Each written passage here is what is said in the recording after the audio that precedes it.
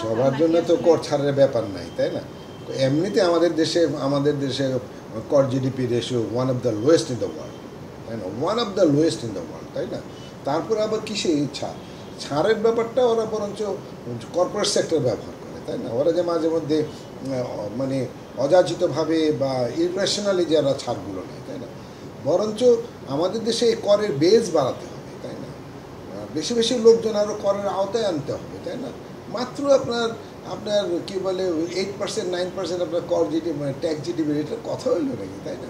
অন্তত 10%ও তো যা পৌঁছাবে, 12% তো যা পৌঁছাবে, তাই না?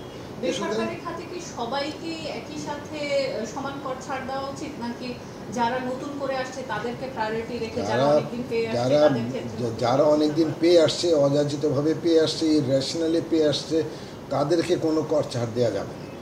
আর যারা এই যে স্টার্ট আপ যেগুলোকে বলে নতুন যারা, তাদেরকে ডেফিনেটলি আপনি ট্যাক্স ইনসেন্টিভ দিতে হবে, ফিজিক্যাল ইনসেন্টিভ দিতে হবে, তাই না? ওরা তো আসলে ট্যাক্স দিতেও চায় ইনফ্যাক্ট, তাই না? ওরা কর ফাঁকি দিতে চায় না, বরঞ্চ আপনি কর ফাঁকি দেওয়ার রাস্তাগুলো বন্ধ করে দেন।